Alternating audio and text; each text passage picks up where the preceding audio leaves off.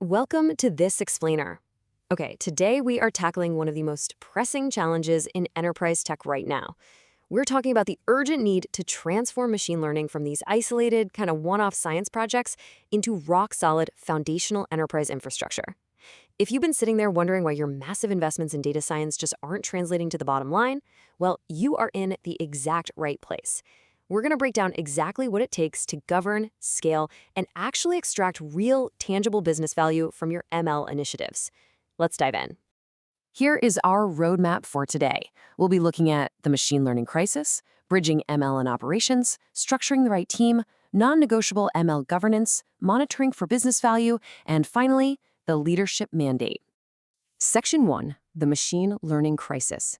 Let's look at why models fail to deploy. We have to start by looking at a pretty harsh reality. Why do so many machine learning initiatives just fail to deliver?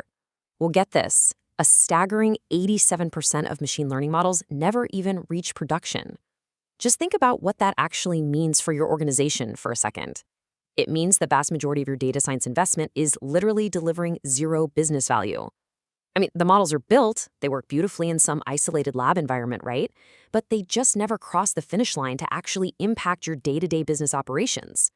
And to make matters even worse, 60% of machine learning project failures are caused entirely by data quality issues. What's really interesting here, and kind of scary, is that this points to a massive failure in the very first stage of the lifecycle. We're talking long before a model is ever even trained, let alone deployed. Things like upstream data schema changes, missing fields, or pipeline failures just silently corrupting your inputs. So believe it or not, the majority of your operational risk actually lives over in data engineering, not in the model architecture itself. Okay, but what if they do deploy? Well, even when those models do successfully make it to production, this next metric is absolutely critical. 91% of deployed models will experience measurable performance degradation within just 9 months if they're operating without active monitoring and retraining. Because, the real world changes, data drifts, and suddenly your model slowly becomes less accurate and honestly potentially harmful to your business. Deploying a model is definitely not the end of the project. It is literally just the beginning of its operational life. Which brings us to Section 2, bridging ML and operations, and the MLOps framework. Those failure rates we just talked about, that is exactly why we need a structural cure. We can't just tell our teams to try harder. We need a completely new operational framework. Enter machine learning operations, or MLOps. This is basically the discipline of taking proven DevOps principles, things like automation, continuous integration, continuous delivery, active monitoring, and applying them to the entire machine learning lifecycle. It spans everything from that initial data ingestion all the way through to model retirement, finally closing that gap between isolated experiments and reliable, scalable production systems. Now, the really crucial point here is understanding how MLOps actually differs from what your IT teams are probably already doing. Unlike traditional DevOps, which really only manages code, MLOps introduces this unique three-dimensional complexity. MLOps has to manage code, plus data, plus the models themselves, and all three of these elements have to be versioned, tested, and deployed together as a package. Think about it. If you update your model code without versioning the specific training data you used, well, reproducing those results is basically impossible. This three-dimensional puzzle is exactly what makes operationalizing ML so incredibly challenging. Section 3, structuring the right team, where we'll define those critical roles. You absolutely cannot solve that three-dimensional complexity we just talked about without structuring your human capital the right way. Honestly, the biggest MLOps failures we see, they're organizational, not technical. Whenever there's ambiguity about who actually owns a production model, you are guaranteeing fragile deployments. So we need to clearly separate these roles. First up, the data scientist. Their job is model development, feature selection, and evaluation metrics using tools like Jupyter. Next is the machine learning engineer.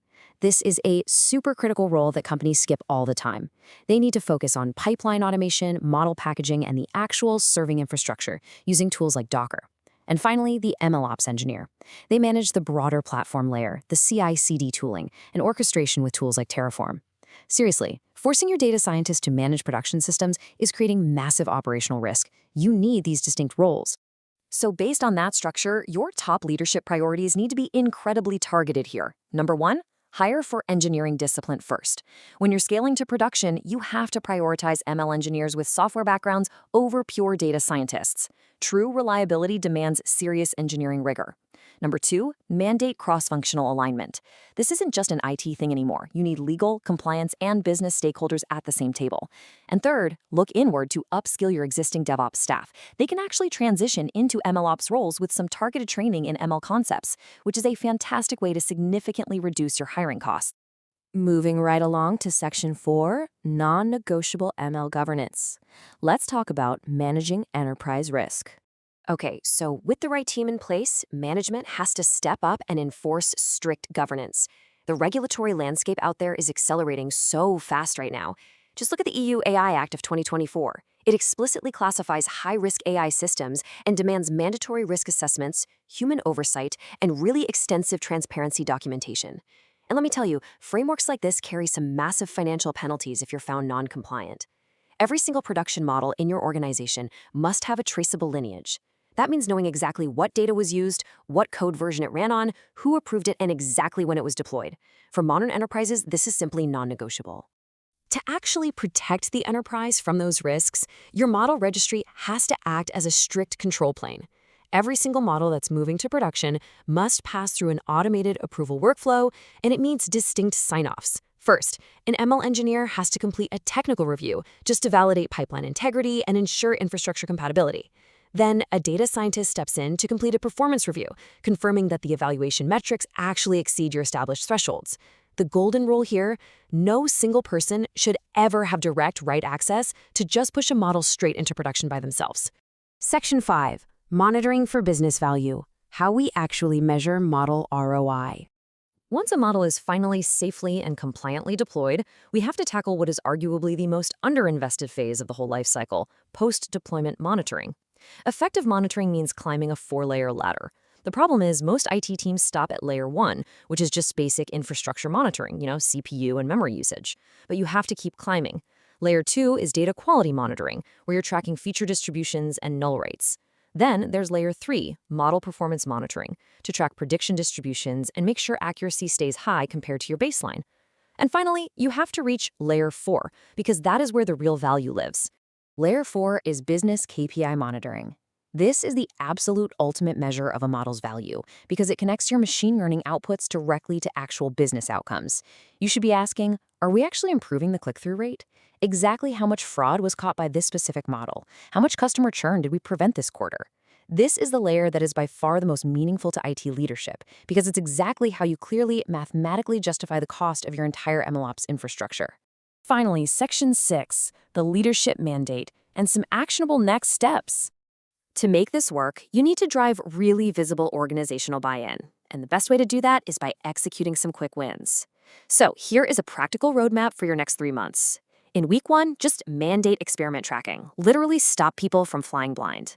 By month 1, establish a centralized model registry to serve as that governance control plane we talked about. And by month 3, aim to automate your very first deployment pipeline. Look, trying to over-engineer some massive, perfect platform on day 1 is a huge mistake. Start with managed cloud services, notch these quick wins, and then evolve the system as your scale actually demands it. As we start to wrap up this explainer, I want you to keep this core philosophy in the back of your mind. MLOps is infrastructure. It is not a project. You have to treat it like your data warehouse. It demands sustained, ongoing investment, not just a one-time setup. And remember, culture beats tooling every single time. Seriously, you could have data scientists using the most expensive software platforms money can buy, but if they resist engineering practices or insist on operating in silos, they will undermine the whole thing. You absolutely have to build that organizational discipline first. So, I'm going to leave you with this final critical question to take back to your teams tomorrow morning. I want you to connect every single ML model to a business metric and just ask, if we cannot measure this model's direct contribution to revenue, cost reduction, or risk mitigation, can we really justify building it in the first place? Proper MLOps is exactly how you ensure the answer to that question is always a resounding yes. Thanks so much for joining me for this explainer, and I really hope this roadmap helps you turn those isolated ML experiments into reliable, governed, and highly valuable enterprise systems.